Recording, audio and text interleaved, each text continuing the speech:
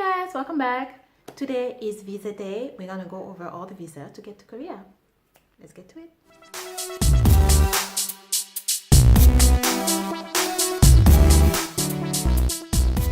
So visas start from letter A to letter F, okay?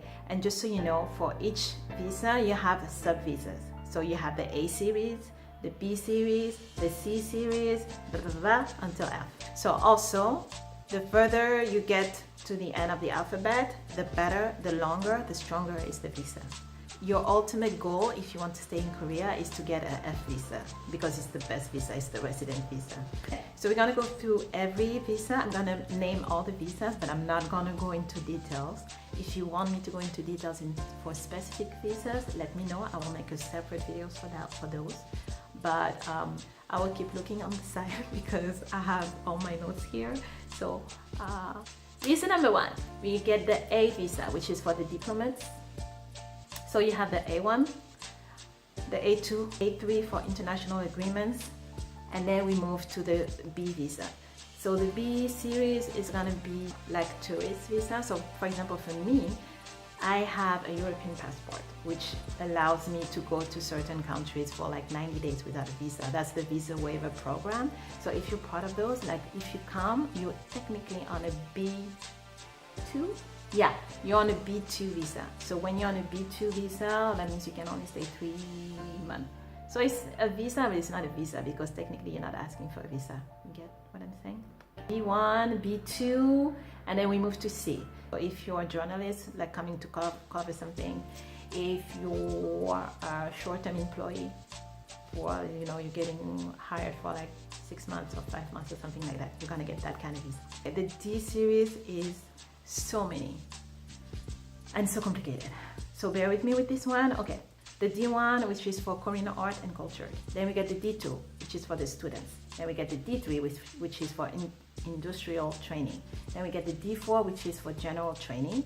Then we get the D5, which is for long-term news coverage. Then we get the D6 for religious work. Then we get the D7 for intra-company transfer.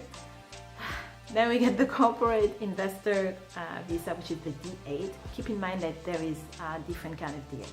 So you see, like you get the D visa, but inside the D visa you get the D8, and inside the D8 there's another visa. That's how complicated it is. So then you get the D9, it's the international trade, and then you get the D10.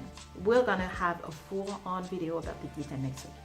Now we move on to the E series. E1 for the professor, E2 for foreign language instructor, E3 for researcher, E4 for the technical instructor, and E5 for professional, E6 for the artists and athletes, and E7 for foreign national of special abilities. Then we get the E9, which is the non-professional visa, and then we get the E10, which is the maritime crew.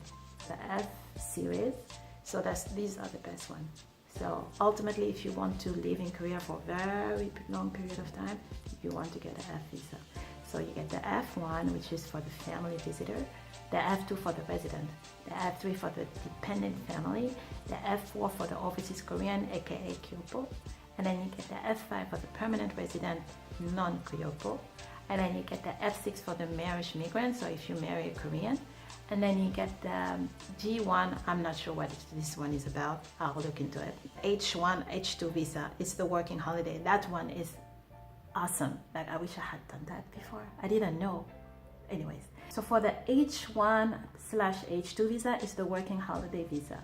So if your country has an agreement with Korea that allows you to stay in Korea and work and study, and I would recommend to check on the Korean embassy and see if your country is part of the country allowed to use that visa.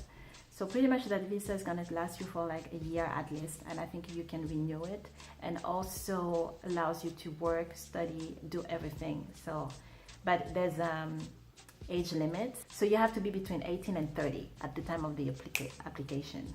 So if you can, get that visa.